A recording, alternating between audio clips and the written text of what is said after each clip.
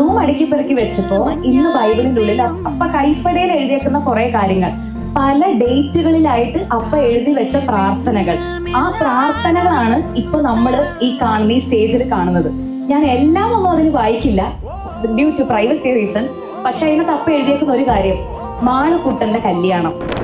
കുറച്ച് ഡേറ്റ് കഴിഞ്ഞ് അതിനകത്ത് വന്നിരിക്കുന്ന വേറൊരു കാര്യം, മാളുക്കുട്ടന്റെ സുഖപ്രസവം. പിന്നെ അതിനകത്ത് വന്നിരിക്കുന്ന കാര്യം റിയാപ്പിയുടെ കല്യാണം. ഇപ്പൊ ഇതെല്ലാം കഴിഞ്ഞ് മാളുക്കുട്ടന്റെ കല്യാണവും കഴിഞ്ഞ് മാളുക്കുട്ടന്റെ സുഖപ്രസവവും കഴിഞ്ഞ് ആരോഗ്യമുള്ളൊരു കുഞ്ഞ്, ആരോഗ്യമുള്ളൊരു കുഞ്ഞ്, റിയാപ്പിയുടെ കല്യാണം കഴിഞ്ഞ് റിയാപ്പി തന്നെ തലതൊട്ട്. അപ്പൊ എന്റെ അപ്പയുടെയും അമ്മയുടെയും പ്രാർത്ഥന ഇങ്ങനെ ഒരു ഫ്രെയിം ചെയ്ത് വെച്ചേക്കുന്നത് പോലെ.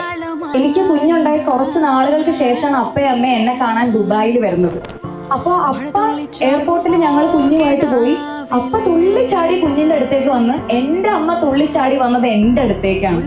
എന്റെ അമ്മേനെ ഞാൻ പല ലെവലിൽ മനസ്സിലാക്കാൻ തുടങ്ങി ഞാനൊരു അമ്മയായതിനു ശേഷം. പിന്നെ റിയാപ്പിയും ജസ്റ്റിനും.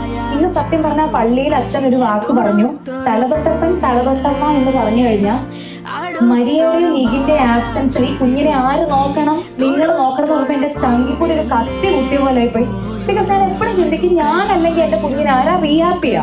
അപ്പൊ തലതൊട്ടപ്പൻ തലതൊട്ടമ്മ എന്ന് പറഞ്ഞപ്പോ നമുക്ക് വേറെ ഒരു ഓപ്ഷനും വേണ്ടി വന്നില്ല. പിന്നെ കുഞ്ഞുമില്ലിയോട് എനിക്ക്, കുഞ്ഞുമില്ലി ഇപ്പൊ അവൾക്ക് ഒന്നും അറിയില്ല. പക്ഷെ കുഞ്ഞുമില്ലി വലിയ കുട്ടിയായി കഴിയുമ്പോൾ ഞാൻ ഈ വീഡിയോ ഒക്കെ കാണിച്ചു കൊടുക്കും. എന്നിട്ട് കുഞ്ഞുമില്ലിയോട് പറയും, അമ്മ കുഞ്ഞുമില്ലിക്ക് തന്ന ഏറ്റവും വലിയ ഗിഫ്റ്റ് നല്ലൊരു അപ്പനാണെന്ന്. ബിക്കോസ് ഒരു പെൺകൊച്ചിന്റെ ലൈഫിൽ ഒരപ്പൻ എത്ര ഇമ്പോർട്ടന്റ് ആണെന്ന് ചിലപ്പോൾ ഇപ്പൊ മനസ്സിലാവില്ല.